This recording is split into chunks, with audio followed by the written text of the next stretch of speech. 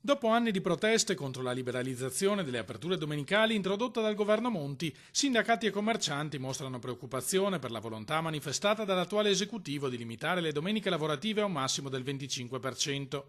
In linea di principio siamo favorevoli, puntualizza Maurizio Arizzo della CISL regionale, che ha organizzato una tavola rotonda per discutere del tema. Ma non si può pensare di cancellare gli ultimi 7 anni con un colpo di spugna legislativo.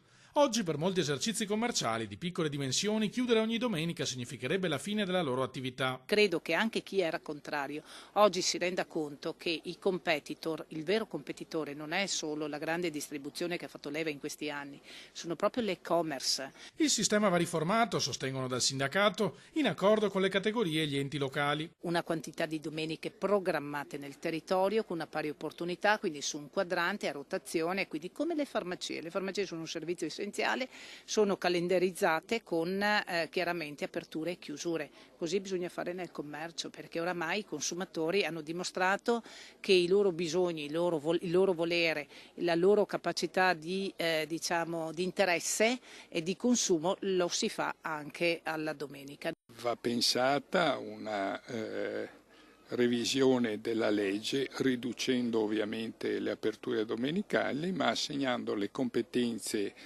alla Regione, che attraverso la concertazione può meglio definire quali sono le esigenze delle imprese e dei territori per una programmazione quindi che sia rispondente, diciamo, alle richieste che emergono da quel territorio sia dal punto di vista economico che valoriale ed etico. Salomoniche le conclusioni del direttore di Confesercenti Veneto Maurizio Franceschi. Si potrebbe ragionare sulle 20 domeniche all'anno, insomma da qui si può scendere un po', si può salire, ma insomma un punto di riferimento potrebbe essere questo.